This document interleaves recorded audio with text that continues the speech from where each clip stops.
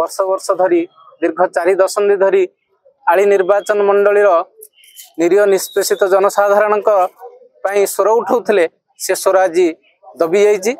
उड़ीसा जड़े लड़ुआ नेता को आज हरैला।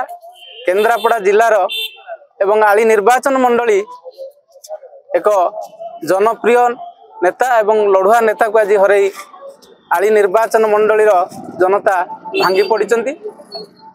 ये आली निर्वाचन मंडली बहु उन्नयन काम जहाँ समय होता सी आज आम गहणर नहांती।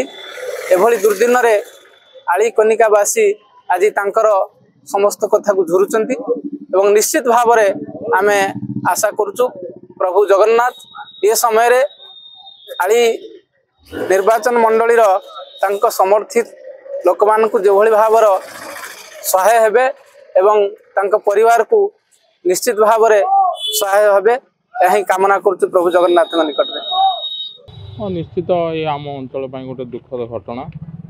पूर्वतन विधायक पूर्वतन एमएलए आलीर जीवन धारार उन्नति करने से चेष्टा कर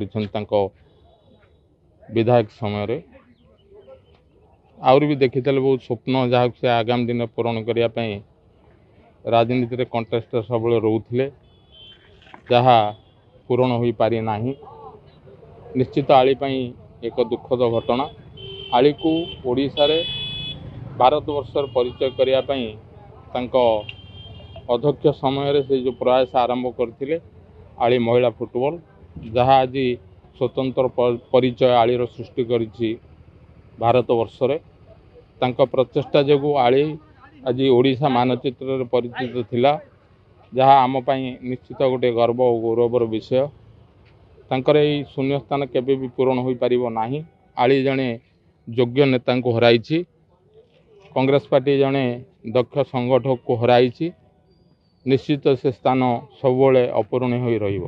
देखो आली बड़ दुखर विषय। आलीर जननेता गरीब लोकंकर साथी आलीवासी लड़े करुवा जड़े नेता आम आज हरइलु। कौन भी राजनैतिक दल हो आली गोटे बड़ दुखद विषय।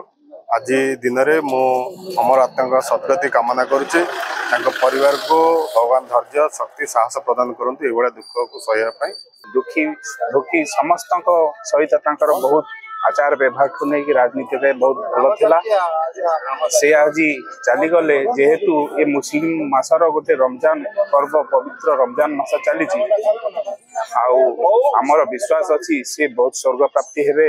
आम आशा करूँ कर्मशैली और राजनीतिक जीवन में जिते आम प्रशंसा ये कले भी सरबनी। से बहुत भल लोक आ भल नेता केवल गोटे दल पर नुहे समस्त दल से सामान नजर रखिकी आड़ी को गोटे सुनाम धन्य ये गढ़िया स्वप्न थी आम चेष्टा करूँ बाटे चलिकी। एक्स एमएलए देवेंद्र शर्मा को बड़ भाई मु डाक्टर रविंद्र शर्मा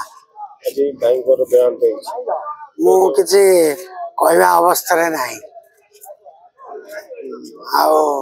मो अपेक्षा आपण मैंने बेस भल भारी ये दुखर समय मोर तो तंटी फंटी पड़ गई गत काल मु किसी कहवा अवस्था भी नहीं।